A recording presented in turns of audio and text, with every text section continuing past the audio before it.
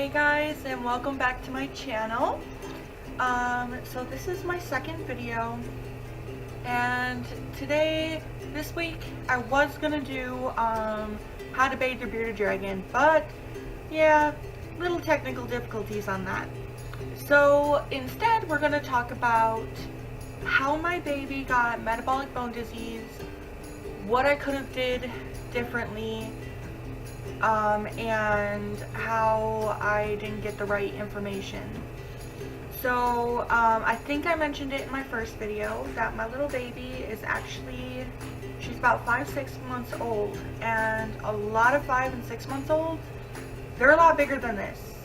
She's measuring super small, and I found out that it's because when I first purchased her, I had done a whole bunch of research, but it's like the research is never ending when you have a bearded dragon. There's always new information, always new things to feed them, not to feed them. There's a whole bunch of information for that, and I didn't do enough research. I had the proper heating light, which you have to have a basking spot for them. And I know that for babies, they need to be a little hotter than adults. So that would be about, let's see, 110 to 115 for a basking spot. Now, maybe not that hot depending on how big your tank is, but I have a super big tank for Keegan, which I went a little overboard, and I know. But basically, I gave her the right lighting, the right heating.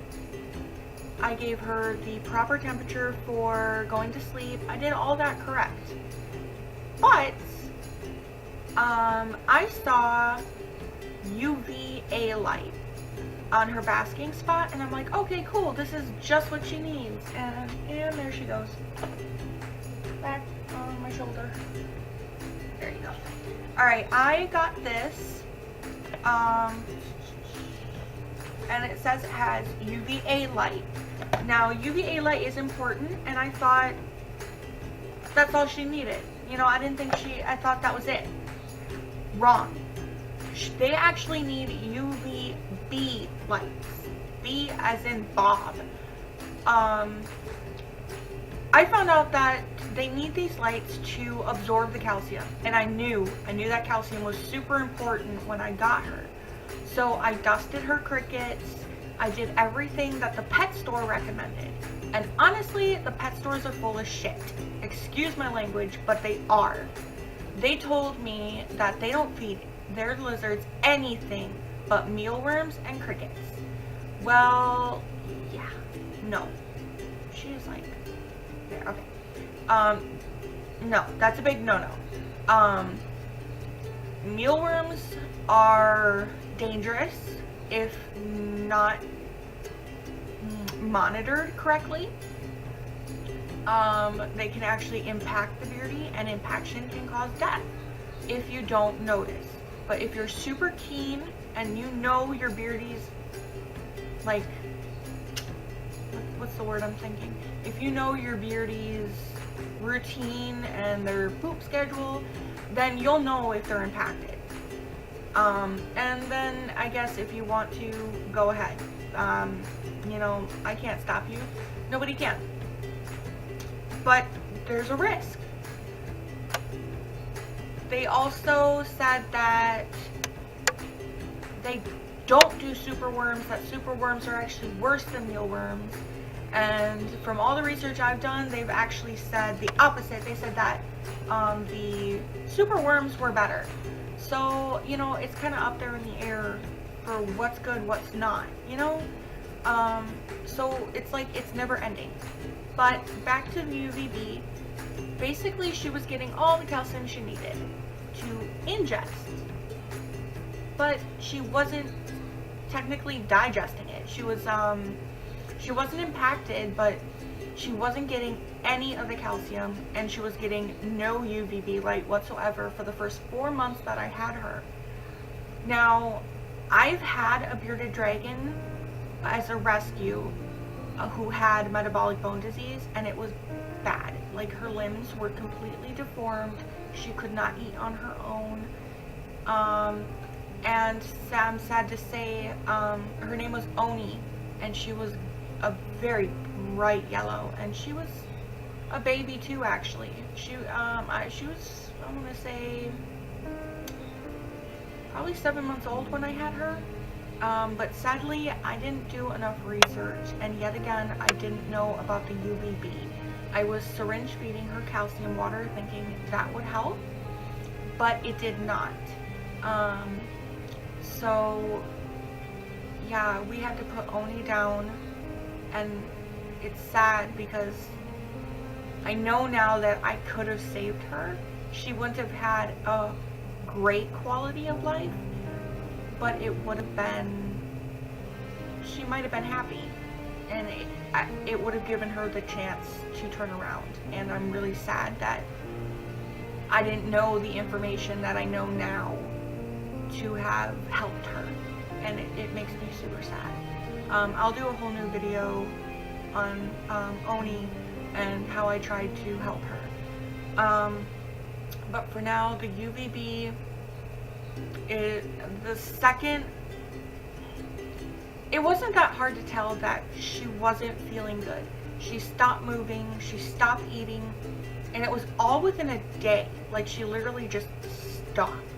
And at this point, I hadn't held her very much. You know, I was kind of scared that if I held her, she'd run out of my hand and my kitty cats would get her. I was scared. So I kind of left her in the cage and kind of just, you know, gawked at her. Like, you're so pretty. I wish I could touch you. I can touch you. But, yeah, it was very easy to tell. And the second I saw the signs, the twitching limbs, I knew immediately. So I contacted everybody I could. The vet wouldn't do anything. Like, they're just like, oh, you know, feed him calcium. It's like, okay. But the, I contacted every YouTuber that I could. I contacted any hobbyist I could, and I'm like, what am I doing wrong? I sent them pictures and pictures, and I'm like, what am I doing wrong? They're like, we can't figure out what you're doing wrong. And then they're like, wait a minute, your basking spot, does that have it all in one? I'm like, wait, all in one, what are you talking about? They're like, does it have UVA and UVB? I'm like, wait, they need UVB? Bingo. We found the issue, and I corrected it immediately. I went out and bought a UVB, and now I have 2 UVB hoods that I have mounted in her cage. Horribly mounted. Like, they won't fall on her, but I need to, like, redo it. I actually found a simpler way to put a UVB light, excuse me, in her cage, but, whoop, gosh. But, yeah. I spent like $50 on just one hood, so I wasn't about to just be like, oh, screw the hood. So I'm using the hoods until they make their course, and then I'll do the way that I was, that I figured out was way easier and more efficient. So I got super scared. I didn't want her to end up like Onnie, and she had a bump on her spine where her tail met her body, and I knew that it was like deformed because of not getting the proper UVB, and I was super upset. So this is basically when me and Keegan bonded. Is I hand fed her, and I syringe fed her calcium water. I just took calcium powder that you powder with your bugs, and I put it in water, mixed it, and I syringe fed her. Now, I didn't force her. I mean, she was perfectly fine. She drank it, and when she was done, I put her back. But I was super scared, so I held her all the time.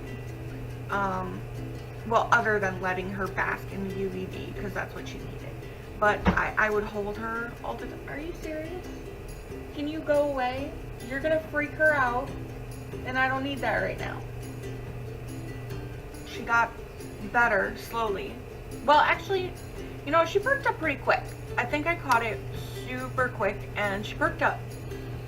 And, you know, she kind of trusted me ever since. She would sit on me, she wouldn't jump off me. She was a lot calmer and more active in her tank. She would actually constantly glass surf. And I know some of you say that glass surfing, you know, doesn't mean that they want out, but personally, I think it does, for her, at least, for this one. She was glass surfing because my computer is right here that I'm using, and her tank is literally right there.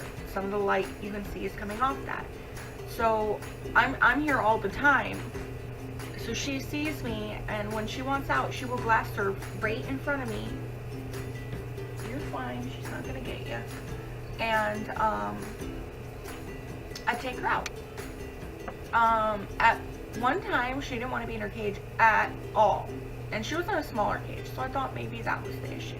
So I moved her to a bigger tank, and she's not as active.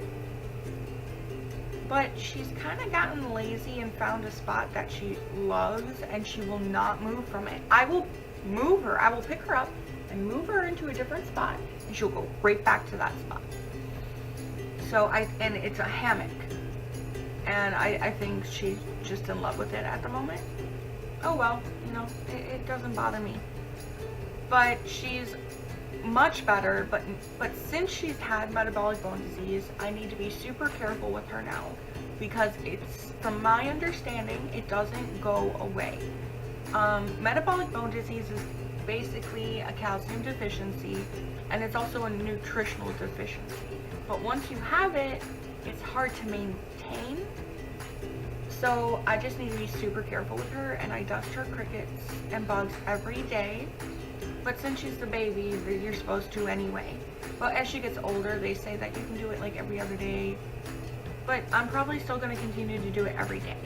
I know too much calcium can be a thing, which I haven't looked up the issues on that. But, you know.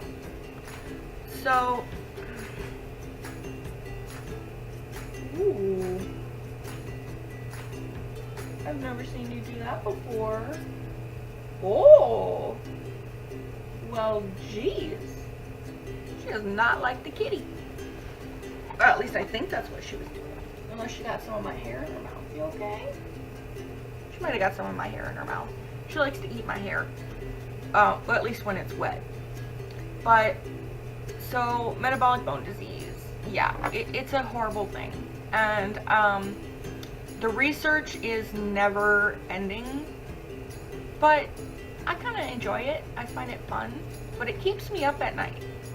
And that's because I'm a super devoted beardy mommy. And it keeps me up all night wondering, maybe this I can do better for her. Maybe that I can do better for her. Plus, she is the only animal that I've spoiled rotten. I actually just ordered a carrier for her. Super expensive carrier.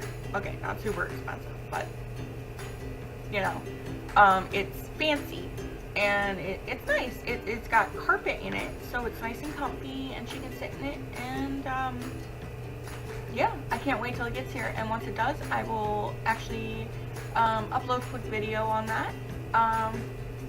But yeah, now off the subject of metabolic bone disease, because I've pretty much covered all that. I just wanted to show you guys something that I got. Now this, I'm actually going to start making these myself, because they're super easy. Like, can you not do that? They're super crazy easy. Now, I don't know if you guys know, but I'm originally from Wisconsin. So I'm a Green Bay Packer fan. This is for when she gets bigger. It's actually a leash. And it just, you know, velcros around her neck and her body. And it's super cute. And, you know, the quality's not too bad. I got it off eBay. But, you know, I looked at it and I'm like, you know, I could do this so easy. Do-it-yourselves are like super important when owning a bearded dragon, because they are way pricier than I ever thought. Like, even besides the spoiling part, they're super expensive compared to like a hamster or even a rabbit. And cats, dogs, you know, they're pretty simple, but like, wow, I did not realize how freaking expensive this is. And I will actually upload a video on how to save you guys some money, especially when it comes to feeders, because I've done I did a lot of research on that, and I found a few good websites that I can link to you, but I will save that for another video so I don't like run out of things to talk about. So I think that'll be it. If you guys have any questions or concerns, feel free to message me or comment. Like, share, subscribe, and you will get a whole ton of informational videos or just fun vlogs as to what our day is like, you know. But yeah, I think that should be it. Yeah, she's shedding. No wonder she's so pissy.